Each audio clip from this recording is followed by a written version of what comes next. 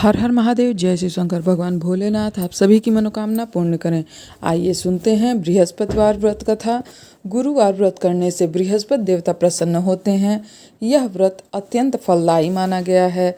अग्नि पुराण के अनुसार अनुराधा नक्षत्र युक्त गुरुवार से आरंभ करके 7 गुरुवार व्रत करने से बृहस्पति ग्रह की हर पीड़ा से मुक्ति मिल जाती है।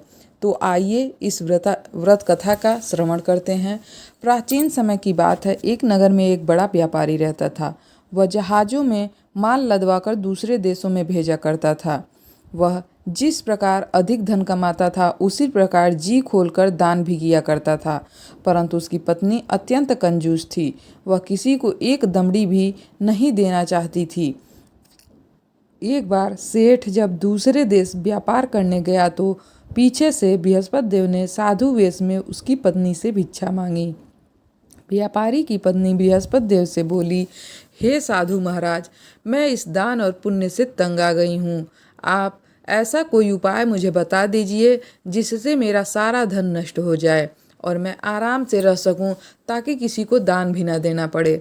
मैं यह धन लुटता हुआ नहीं देख सकती। बृहस्पति देव ने कहा, हे देवी, तुम बड़ी विचित्र हो। संतान और धन से कोई दुखी नहीं होता है।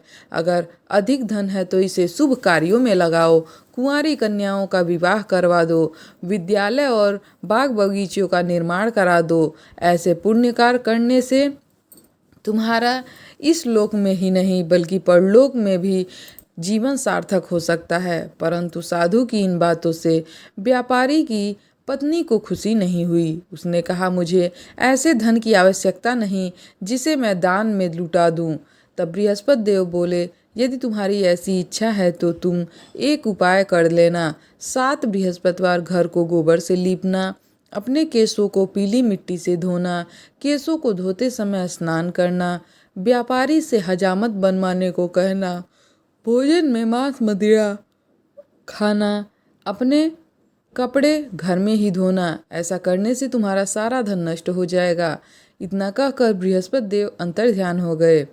व्यापारी की पत्नी ने उस साधु द्वारा कहे गए बात पर बृहस्पति देव के कहे अनुसार 7 बृहस्पतिवार वैसा ही करने का निश्चय कर लिया।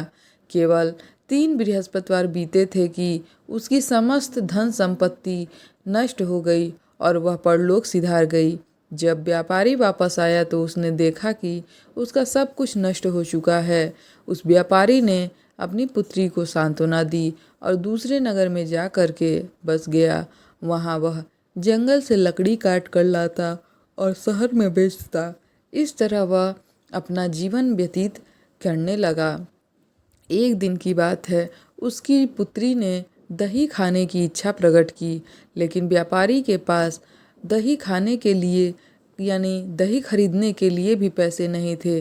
वह अपनी पुत्री को आश्वासन देकर जंगल में लकड़ी काटने चला जाता है। वहाँ एक वृक्ष के नीचे बैठकर अपनी पूर्व दिशा पर विचार करने लगता है। पूर्व दशा में वह कैसा था। उस दिन बृहस्पतिवार था। तभी वहाँ बृहस्पति देव साधु के रूप में सेठ के पास आए और बोले, हे मनुष्य, तू इस जंगल में किस चिंता में बैठा हुआ है। तब व्यापारी बोला, हे महाराज, आप सब कुछ जानते हैं। इतना कहकर व्यापारी अपनी कहानी उस महाराज को सुनाकर रो पड़ा। बृहस्पति देव बोले, देखो बेटा, तुम्हारी पत्नी ने बृहस्पति देव का अपमान किया था, इसी कारण तुम्हारा यह हाल हुआ है। लेकिन अब तुम किसी प्रकार की चिंता मत करो।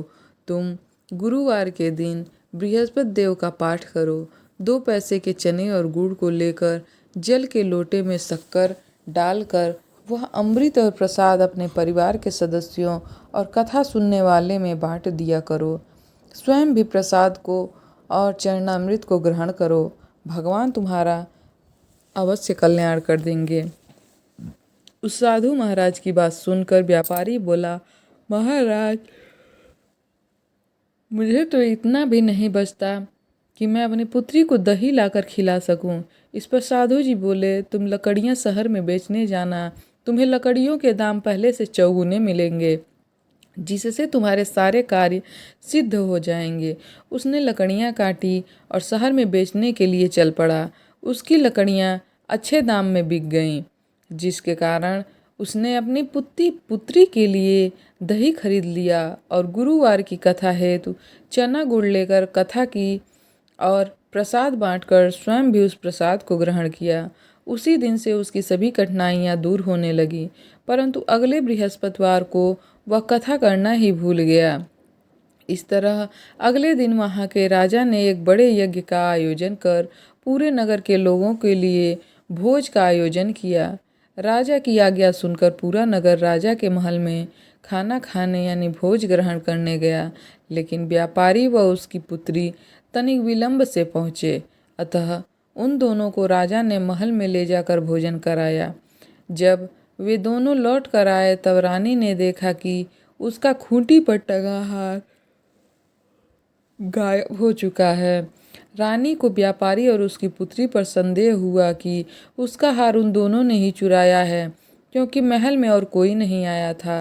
राजा की आज्ञा से उन दोनों को कारावास की कोठरी में कैद कर दिया गया। कैद में पकड़कर दोनों अत्यंत दुखी हो गए। वहाँ उन्होंने बृहस्पति देव का स्मरण किया। बृहस्पति देव ने प्रकट होकर व्यापारी को उसकी भूल का आभास कराया और उन्हें सलाह दी कि गुरुवार के दिन कैद खाने के दरवाजे पे तुम्हें 2 पैसे मिलेंगे। उनसे तुम चने और मुनक्का मंगवाकर विधि पूर्वक बृहस्पति देव का पूजन करना। तुम्हारे सारे दुख दूर हो जाएंगे। बृहस्पतिवार को कैद खाने के द्वार पर उन्हें 2 पैसे प्राप्त हुए। बाहर सड़क पर एक स्त्री जा रही थी। व्यापारी ने उसे बुलाकर गुड़ और चने लाने को कहा। इस पर वह स्त्री बोली, मैं अपनी बहू के लिए गहने लेने जा रही हूँ। मेरे पास इतना समय नहीं है कि मैं ला कर के दे सकूँ। इतना कहकर वह चली गई। थोड़ी देर बाद वहाँ से एक और स्त्री निकली। व्यापारी ने उसे बुलाकर कहा, हे बहन, मुझे बृहस्पतिवार की कथा करनी है, तुम मुझे 2 पैसे का गुड़ चना ला दो। बृहस्पति देव का नाम सुनकर वह स्त्री बोली, भैया, मैं तुम्हें अभी गुड़ चना ला कर देती हूँ। तुम्हें पता नहीं, मेरा इकलौता पुत्र मर गया है। मैं उसके लिए कफन लेने जा रही थी, लेकिन मैं पहले तुम्हारा काम करूँगी, उसके बाद अपने पुत्र के लिए कफन लेकर आऊँगी। अतः वह स्त्री बाजार में जा कर के व्यापारी के लिए गुड़ चना ले आई और स्वयं भी बृहस्पति देव की कथा सुनी। कथा के समाप्त हो जाने पर वह स्त्री कफन लेकर अपने घर गई। घर पर लोग उसके पुत्र की लाश को राम नाम सत्य कहते हुए शमशान ले जाने की तैयारी कर रहे थे। तभी स्त्री बोली, मुझे अपने लड़के का मुख देख लेने दो। अपने पुत्र का मुख देखकर उस स्त्री ने उसके मुंह में प्रसाद और चरणामृत डाला।